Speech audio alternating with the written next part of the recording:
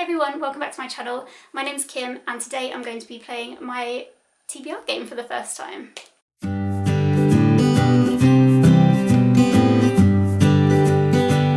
So I haven't posted a video up for like a few weeks now. You know, the longer you don't post, the more pressurizing it becomes. Basically, I've been working on this video where I discuss a book that I've read and I go into a tiny bit more detail about the science and I'm doing some research into books that I want to read because I read that book. And it's going well, but I'm not happy with it yet. And I was just like, just give myself another week. So hopefully you guys will see that next week and hopefully it'll be good. If not, I'm sorry. Yeah, so instead I'm just going to post my June TBR early because I feel like I haven't filmed for ages, so I need to get back into that. Like I said, I've made a TBR game. So what I'm going to do is I'm just going to put on the screen a picture of the board as it's all set up. I'm just going to talk everything through and talk the rules through before I actually play the game, just because it's the first time, just so you know exactly what's going on. If you don't want to watch that, you just want to watch my TBR and what books I choose, then I'm going to timestamp it, so I will put the timestamp up somewhere and you can skip ahead to that. The design of it is based on The Starless Sea because that's my favourite book I've read so far, possibly my favourite book ever that I've read. I absolutely adored it, by Erin Morgenstern. So I was reading that just when I was designing the game, so I just kind of wanted to base it on that. So I just show you the finished board and I'll give you a little tour around and what I was kind of thinking. In addition to kind of basing it on The Starless Sea, I also based it on the game of Frustration. I think it's called Frustration in the UK, and in the US it's called Trouble, where you can play up to 4 players and you have 4 different colours, and the aim of the game is to get 4 of your pieces around the board once and then in towards the centre, and then you win the game. Slightly more complicated with extra squares on the game Frustration and Trouble, but I've simplified it a little bit. So I've got my 4 different sections, and the areas of the board represent an area of reading that I want the prompts that I pick out during the game to fit. So I've got STEM, which is basically anything to do with science, technology, engineering or mathematics. So it can be, I guess it can be fiction related if there is anything like that, but I'm talking like biographies of people in any of those fields, cool stories throughout the ages from any of those fields, just like even textbooks from any of those fields if they're small, obviously, and like popular science books rather than textbooks, I guess. So that's kind of what I'm thinking with that area. Then fiction is fiction, as you know, the blue key is fiction, and then the purple sword area is non-fiction. And then the black area with the B is for when I pick a prompt in that area, I'm going to pick from my 20 books I want to read in 2020. But as you'll see later on, when I actually picked a prompt that had to fit this, it didn't quite work. So we'll see how it goes in the future with this. I might switch it up a bit, tweak the area to kind of make it work. We'll see how it goes. So in all of the 4 corners of the board, you can see that there are little kind of playing pieces that you can play with if you had 4 people, obviously. And on each of those, I've kind of wrapped them up like they're little mini scrolls. And on each of those, I've written a book that fits in with the categories of their colour, and I've chosen for each scroll books that I really want to read. So when I'm playing the game, if prompts don't come up that allow me to pick these particular books, I've added them on so that when that particular scroll makes its way once around the board in a clockwise fashion and gets back to its area and its home, then I get to read that book and that counts as my pick. So on the left hand side of the board, you can see that there are 3 pots there. And those 3 pots contain the prompts. So the beige prompts at the bottom match with the books on the board. So if one of the pieces lands on a book, then I have to pick from that pot, and that is just generic prompts that I could think of. I actually have more in a little envelope. So what will happen is when I pick them out during the game, I won't put them straight back in again. I'll pick new ones from the bigger bag of prompts and then kind of replenish that way, so I don't get lots of repetition of prompts or anything. And then the middle pot is light blue, and that matches with the candles on the board, so if a piece lands on a candle, and those are slightly more challenging prompts. And then if one of the pieces lands on a cat, there are 4 cats on the board, then that is relating to the darker blue prompts at the top there, and that basically takes the decision of the book completely out of my hands. So one of those prompts could be pick from my TBR jar of books that I own, or my boyfriend picks the book, or my parents pick the book, you know, something like that. So yeah, if I land on a cat, then I'm in a little bit more trouble because I won't get any say in the book that I read. So on the right hand side of the board, the coloured squares there, they're just a place for me to put the prompts when I pick them out so that I remember which area to assign them to. Okay, so that's the board and that's the game and everything. So when I'm playing, I'm going to always start with the black scrolls and I'm going to move clockwise round that way, and I'm going to keep playing until I've pulled prompts for 4 different books. So the rule is that a scroll cannot leave its little home until I've rolled an even number, which I think in the real game of Frustration and Trouble, it's roll a 6, but I'm not waiting around for that. That's not happening. So yeah, so you have to roll an even number, and that just keeps it all mixed up. So it's not like you're going to get a prompt from every single scroll every single time. And like I said, I'm going to go around until I've pulled out 4 books. I do watch quite a lot of other TBR games, and mainly I've been inspired by Becca's Becca in the Books, Becca's Bookopoly, TBR Pursuit, which is JD Ray Reads, I believe her channel name is, and also Cody's, I've completely forgotten her channel name, that's gone from my head, her Wheel of TBR. I love watching those, and those guys are the people who inspired me to do my own TBR game. I do watch other people's TBR games as well, so I think I might list everyone's TBR game that I watch. I might put them in a little playlist so you can go and check them out if you want to, because there's some really good ones out there, definitely. And they're really fun. I think it's a really nice way to pick a TBR and keep things random, keep things fresh. The only difference I'm going to do is I think a lot of people, I don't think everybody does this, but I think punishment-wise, if you don't read the books that month that you've picked out, a lot of people kind of, as punishment, kind of crank up the numbers of books they've got to pick for the next month when they play their TBR game. I'm not going to do that mainly because like I'm a slow reader, as I've said many times on this channel, but also because I just don't want to stress myself out. Like I feel like if I end up with having to read, you know, 6 books, it's just not going to happen. So I'm going to just alleviate the kind of pressure on myself and just go, right, yeah, just 4 books. To be honest, even 4 books is kind of pushing it. So instead, my punishment is going to be if I don't finish a book, then it rolls over to the following month, and then I lose a roll, so I lose a new book for the next month, if you see what I mean. Did that make any sense? Felt like that was confusing. So yeah, say I've got like 1 book left that I haven't read yet, that goes straight onto my July TBR, and then I only have 3 prompts that I'm allowed to pick out for July. And my punishment is that I still have to, that book drags along behind me and I have to read it, and I don't get the fun of picking a new book, which I think is an apt punishment for myself because I love picking new books out to read. Okay guys, so let's see how this goes. I'm going to start, I think I might have already said, with the black square first. So, and then I'm going to move around move around clockwise. And I need to roll a even number before a piece can come out. So that was an odd number, so that can't come out.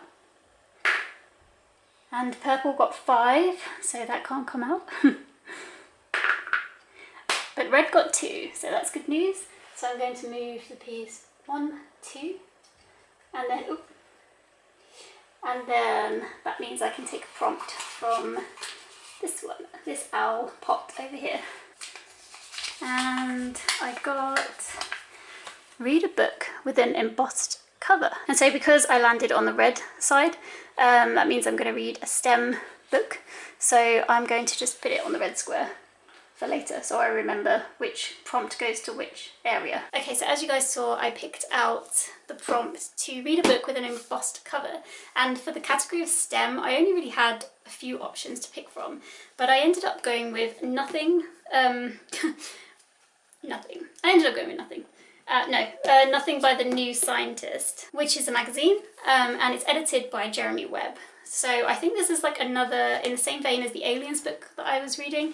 It's the same, it's like a collection of like information from different scientists about nothing and the concept of nothing. So I bought this book a really, really long time ago, and I did start reading it, I think, years ago.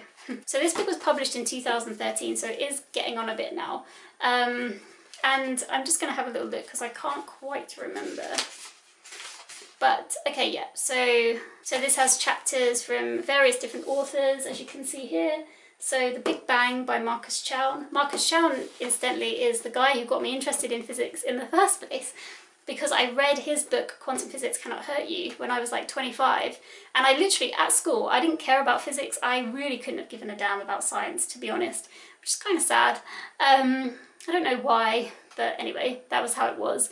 And then when I was 25, I read Quantum Physics Cannot Hurt You by Marcus Chown, and it blew my mind. I was literally like, nobody had told me about all this stuff. Like, I didn't know about quantum physics at all. I just kind of thought physics was boring, like electric circuits and very straightforward, and physics is anything but very straightforward. There's so many questions left to research in the world of it. Anyway, so yeah, Marcus Chown, he wrote the first chapter, and then there's a bunch of other people, and it's like the Big Bang, the secret life of the brain, from zero to hero, wastes of space, vanishing consciousness. So yeah, it's kind of just lots of science things that I can't really tell you about because I haven't read it yet. But it seems really interesting, so hopefully this is a really good read. Okay, so roll number 2, this is for a blue one. 4, so now go 1, 2, 3, 4. So now whatever prompt I pull from this pot has to be a fiction book, and in my 20 in 20 books as well. So that's pretty cool, because I really need to read my 20 in 20. Everything's a bit messy, isn't it? Okay, so this one is, oh, this might be hard. Read a book with a number in the title. I don't know if that exists in my double. Okay. Oh, I didn't think about where to put it when there's 2. So I'm going to put it half off and just remember that it was black as well. Okay, so this is where I hit difficulties, because the prompt was to read a book with a number on the cover, but it had to be from my 20 books I want to read in 2020, but there aren't even 20 of those anymore because I've read some.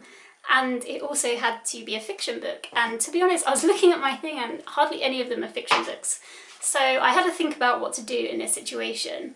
And I think because 20 and 20 is so limiting, if it comes up, if a prompt is picked out and it doesn't fit, then I'm just going to pull another prompt out until I find one that does fit. I might make a little separate mini pile of prompts that do count for 20 and 20, just so I know that I'm going to pick one that does work for that category. What I ended up doing was picking a different one. The other one I pulled out was read a book with a title over 5 or more. What? Read a book with a title over 5 words long. And luckily I did have a fiction book that fitted this prompt in my 20 and 20. So that worked out very well. And it was As She Climbed Across the Table by Jonathan Lethem, which, in all honesty, I don't really know anything about this. So my brother and sister-in-law bought me this book for my birthday a good few years ago now, and like a bad sister, I still haven't read it. All I know about this book is it follows a female physicist. And that's actually everything I know. I mean, I could just read the back. Physicist Alice Coombs has made a great discovery, a hole in the universe, a true nothingness she and her colleagues call lack. Professor Philip Engstrand has made his own breakthrough. He realises how much he loves Alice. Trouble is, lack is a void with a personality, a void that utterly obsesses Philip's beloved. She's fallen out of love with Philip and in love with lack. Okay, so seems like a romance with physics, or romance with a man. Who knows? Yeah, so we're looking forward to seeing what this one's about. If anyone's read this, let me know. Okay, so now it's the black square. 1, so no pieces can come out of there. Non-fiction is still stuck in its home as well. 5, so I can't take a new piece out, but I can move this guy. So 1, 2, 3, 4, 5. Lands me on a candle. I don't know why I made these pieces so that they fall over. So I've landed on a candle, which means I can take from this pot. So these are more challenging prompts than these guys. So I'm a bit worried about this, because I think this one's going to be already quite difficult to find a book for. So, oh, this is not challenging. Why is that there? Read a book from your Kindle. So that's quite interesting. And this one is in fiction, so that has to be a fiction book from my Kindle. So that should be fun. Okay, so read a book from my Kindle, which was really great because recently I bought a bunch of fiction books for 99p on my Kindle. I don't think they were all 99p, but they were super cheap. Yeah, I picked up a book that I've wanted to read for absolutely ages, which is called In 5 Years, which I'll put on the screen here, as it's on my Kindle. Yeah, and this is a romance book. Okay, from what I remember just from other booktubers, this is about a woman who's engaged to a man and has her whole life set up and her whole future set up, and she has a 5-year plan. She knows exactly what's going on and where she's going to be, etc, etc. And then she goes to bed and she has a dream, and in that dream that feels like a reality, she's with someone else completely. She's with this other man and she's engaged to this other man, and so when she wakes up she feels like it was a real reality, but she wakes up in her current reality. The dream had felt so real to her that then she's confused, and I don't know what happens more than that, but I thought it sounded really interesting, kind of if you got a glimpse of the future, if that is the future. I mean, I haven't read the book. How would that change you in your current life? So anyway, I don't know what the book's about, but I thought it sounded kind of interesting, so I'm going to be reading that one. Okay, so there's one more book I need to get now. So it's The Blues turn again. Okay, so it's 4 again. I can't move one of these guys out because this man's already on number 4. So I'm going to move him 4. So 1, 2, 3, 4. 20 and 20. This is good because I need to read 20 and 20. So I'll pick another one from here, and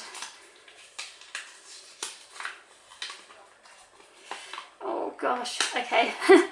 Read a book with a 1-word title.